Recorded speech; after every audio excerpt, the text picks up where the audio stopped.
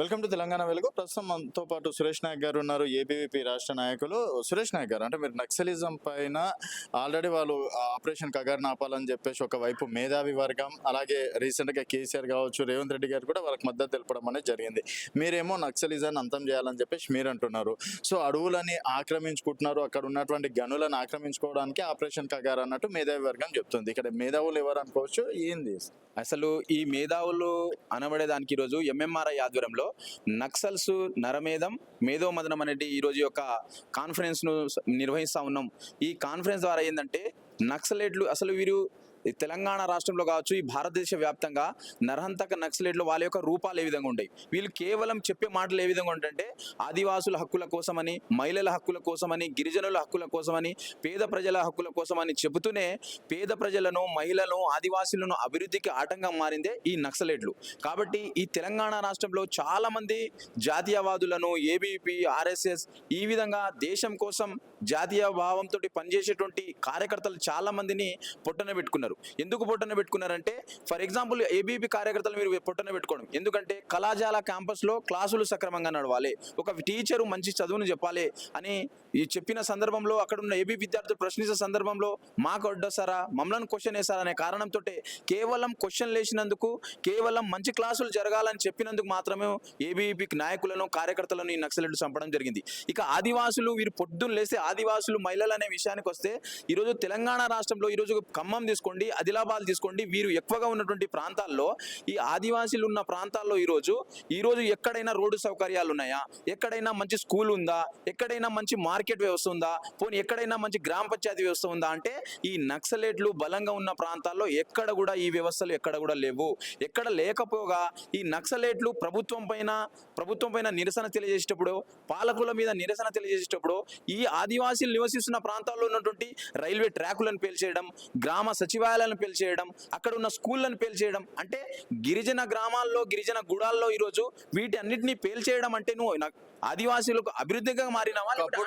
ఒకప్పుడు ఇదే నక్సలైట్ల వల్ల స్వతంత్రం వచ్చింది, తర్వాత తెలంగాణ సాయుధ పోరాటం వచ్చిందని చెప్పేసి రకరకాలుగా చెప్తున్నటువంటి మాట. స్వతంత్రం అంటే తెలంగాణకు స్వతంత్రం వచ్చిందని చెప్పేసి, మరి అట్లాంటి నక్సలిజాన్ని ఈరోజు మొత్తానికి చేస్తాం. అలాగే పాకిస్తాన్తో యుద్ధం ఆపుతున్నారు, కానీ నక్సలిజాన్ని ఎందుకు చంపుతున్నారు? వాళ్ళు కూడా ఈ దేశ బిడ్డలే కదా అంటున్నారు. ఈ దేశ బిడ్డలే. మేము ఏమంటున్నామంటే ఈ దేశ బిడ్డలే నక్సలైట్లు. కాబట్టి ఈ ప్రజాస్వామ్యం మీద నమ్మకం లేదు ఈ నక్సలైట్లకు. ఈ భారతదేశంలో రాజ్యాంగాన్ని రచించిన బాబాసాహెబ్ అంబేద్కర్ మీద నమ్మకం లేదు. స్వతంత్రాన్ని బూటకపు స్వతంత్రం అంటారు, రాజ్యాంగాన్ని బూటకపు రాజ్యాంగం అంటారు. కాబట్టి ఈ దేశాన్ని ఏమాత్రం ప్రేమించని నరహంతక నక్సలైట్లు వీళ్ళు. కాబట్టి ఈ దేశం ఈరోజు ఉగ్రవాదులతోటి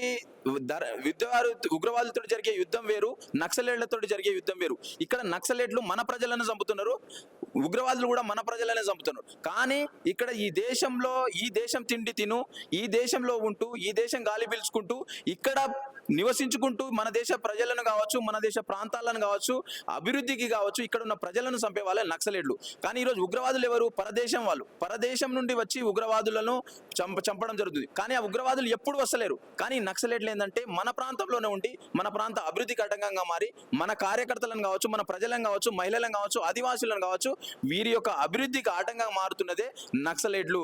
కాబట్టి ఇప్పటికైనా ఆపరేషన్ కగార్ని మేము కంటిన్యూ చేయమని చెప్పలేం. కానీ ఈ నక్సలైట్లు మన దేశ బిడ్డలే, మీరు అన్నట్టుగా మన దేశ ప్రాంతం ప్రజలే. కాబట్టి నేనేమంటున్నా అంటే ఈ ప్రజాస్వామ్యం మీద ఏ మాత్రం మీకు నమ్మకం ఉన్నా ఆయుధాలను వీడి జనజీవన స్రవంతిలో కలవండి, ఈ భారతదేశ అభివృద్ధిలో కలవండి, మంచి చదువులు చదవండి, మంచి పరిశ్రమలు పెట్టండి, మంచి ఉద్యోగాలు సంపాదించండి అని మేము అంటున్నాం.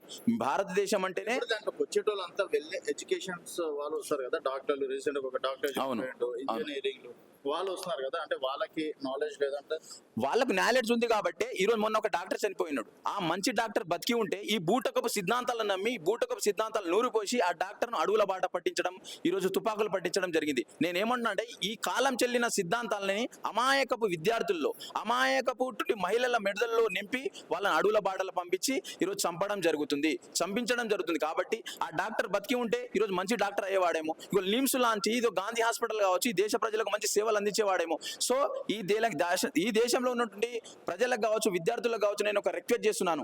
ఈ బూటకపు సిద్ధాంతం, కాలం చెల్లిన సిద్ధాంతంతో మీరు ప్రయాణించకండి. ఈ కాలం చెల్లిన సిద్ధాంతంతో ప్రయాణించడం వల్ల ఈరోజు అమాయకమైన విద్యార్థులు ఈరోజు అడవుల బాట పట్టి చనిపోవడం జరుగుతుంది. ఆ చనిపోయిన విద్యార్థులు ఇస్రో సైంటిస్టులు కావచ్చు, ఈరోజు మంచి మంచి మేధావులు కావచ్చు, మంచి పరిశ్రమలు కనుగొనవచ్చు, కానీ ఇవన్నీ ఏం కాక ఈరోజు అడవుల బాట పట్టి వాళ్ళ జీవితాన్ని నాశనం చేసుకుంటున్నారని ఈ సందర్భంగా తెలియజేస్తున్నాము. సో ఈ భారతదేశంలో, ప్రజాస్వామ్య దేశంలో మీరు కూడా అభివృద్ధిలో భాగం కావాలి. ఓటు అనే హక్కు ఉంది, మీరు ఫైట్ చేయాలి రాజ్యాంగబద్ధంగా, తప్ప ఈ విధంగా మీరు చేయొద్దని ఈ సందర్భంగా తెలియజేస్తున్నాం.